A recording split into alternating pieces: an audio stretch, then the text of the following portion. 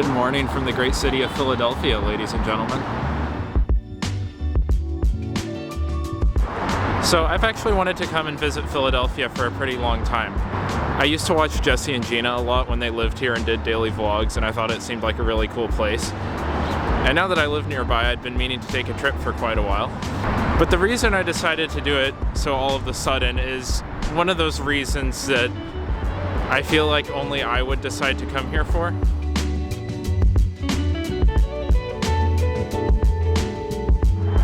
So there's a ship that's been docked here called the SS United States. It's the fastest ocean liner that's ever crossed the Atlantic Ocean. It's been docked here for a while. There's a group that wants to turn it into a hotel, kind of like the Queen Mary in California, but they've been unable to find the money to do anything with it. And recently a judge ruled that it would have to be moved by September 12th, which is 3 days from now. And what looks like the most likely option is that it's going to get turned into an artificial reef. And while the ship isn't a museum, I can't go on board it. I can only look at it from a distance. It's one of those things that I thought was cool. It's an interesting piece of history, and since I wanted to come here anyway, I might as well come now and just to see it with my own eyes while I still can. So the first place I've stopped is Rittenhouse Square. And my first observation on being here is it smells different. I guess I didn't realize how used to the New York smell I've gotten, but it smells different here, and it doesn't smell great everywhere, but it does smell different.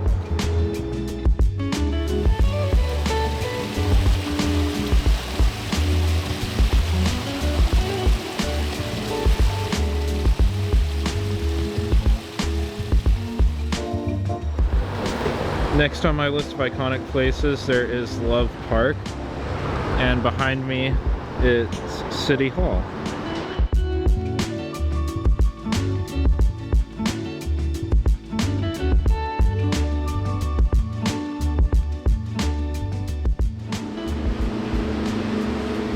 I will now be testing and giving a thorough review of Philadelphia's Broad Street Line subway.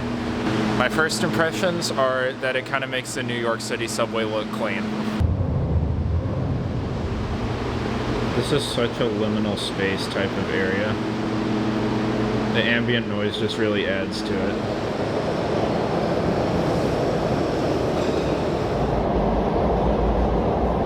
Alright, Broad Street Line review. That is insane how quickly they run the trains on there. That felt unsafe. The stations had a really interesting vibe, kind of like liminal space medical facility. I just got my first glimpse of the reason I'm here.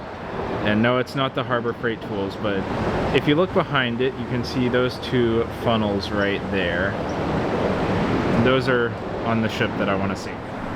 Also, I just want to say my first impression of this city from walking through downtown and a little bit of South Philadelphia. This city is fantastic. Though having said that, I just walked under a bridge and now I'm next to a traditional American Strode and its surroundings you would expect. A true cornerstone of society.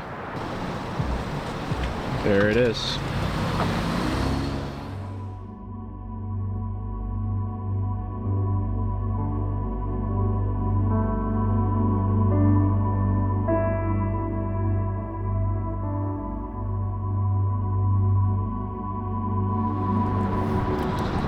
So one of the reasons I find this ship so interesting is that it's actually the fastest ocean liner that's ever been built.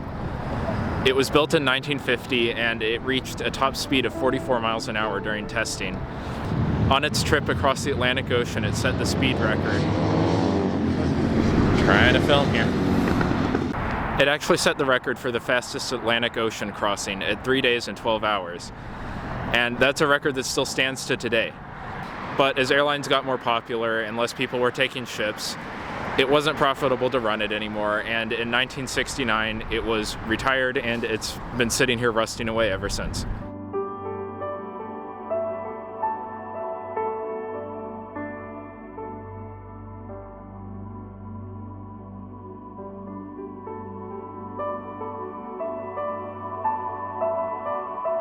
The ship is currently owned by the SS United States Conservancy, a group that's been doing very minimal maintenance and trying to find someone who can buy it, redevelop it, There'd been plenty of proposals to redevelop it into a hotel, kind of like the Queen Mary in Long Beach, but nothing ever came through. The Conservancy's biggest issue is that they didn't have the money to maintain the ship and also to pay their docking fees to keep it here. Since they're so behind on paying their storage fees to keep it here, a judge recently ruled that it had to be gone by this Wednesday, 3 days from now. There was some exceptions that like it could stay if there was a concrete plan to move it put in place by Wednesday. While it's not completely set in stone, there's still some votes that have to take place and some negotiations. But the most likely outcome looks like that it's going to become an artificial reef off the coast of Florida. And I think that's a really sad outcome because this is such a historically significant ocean liner, and people have fought for so long trying to keep it alive, to do something with it, and now it's going to end up at the bottom of the ocean anyway.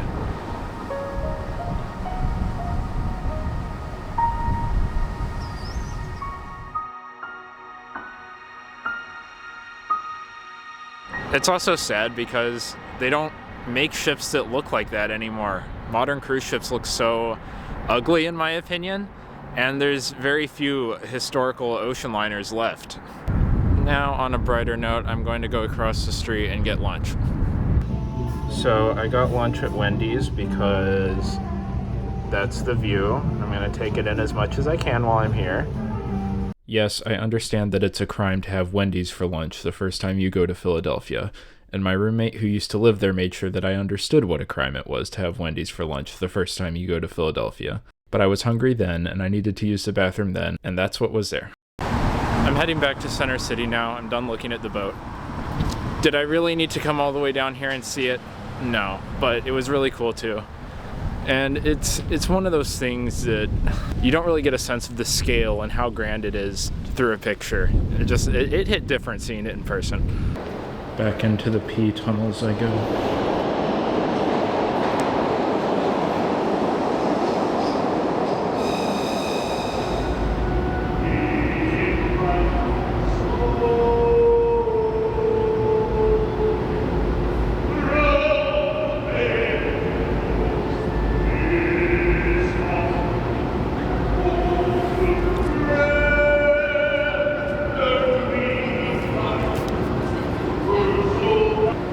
So I'm in the courtyard in the middle of City Hall right now, and this guy has been singing,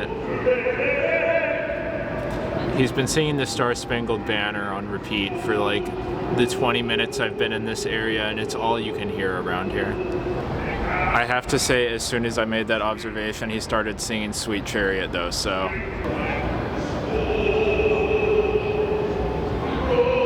The architecture of this building looks amazing, but the AC units do look a little out of place.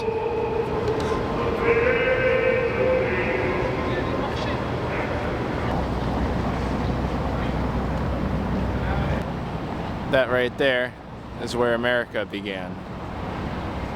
Cool history bit. Decided to go for a walk at least part way across the Ben Franklin Bridge. I'm not going to go the whole way, but at least out to the first major support. Just because I feel like every city I go to, I end up walking on a bridge, so gotta do it here too.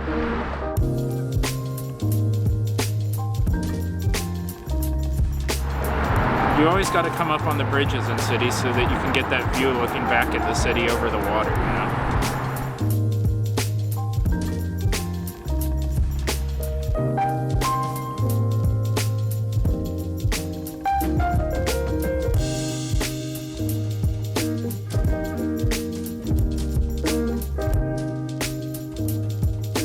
So I'm walking around Old Town now since I'm already in that area, and just like, look how cool these buildings are.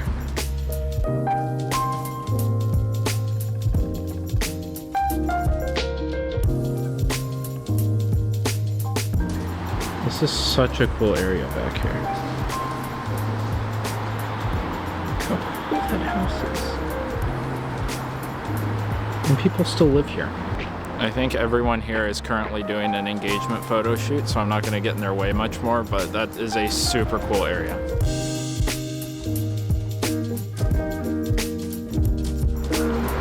So one of the fun things about being here right now is that the presidential debate is in 2 days, and it's being held at the National Constitution Center here. So everywhere within like 3 blocks of that has all these fences up around the sidewalk, and it's making it very difficult to get around.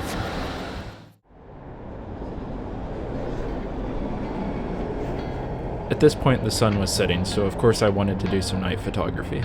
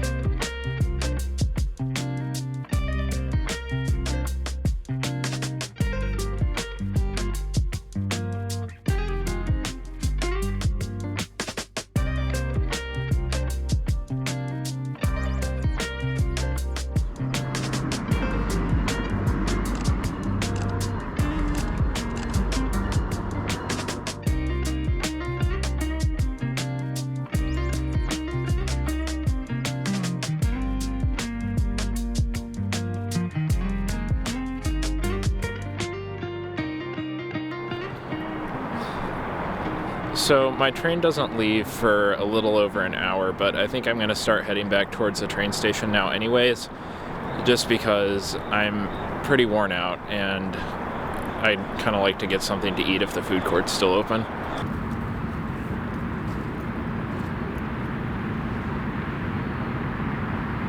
Alright, I found a bench next to the river and I think I'm going to sit here instead since it's got a better view than the inside of the train station does.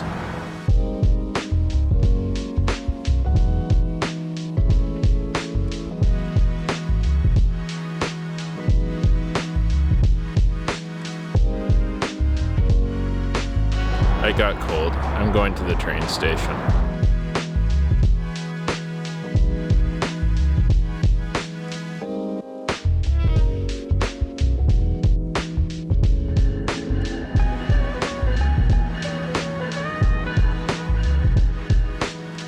I didn't film anything else that night because I had to work really early in the morning and I just wanted to go to bed as soon as possible. But I want to say before I end the video that I really did enjoy my time in Philadelphia, and I'll definitely be going back to explore it more soon.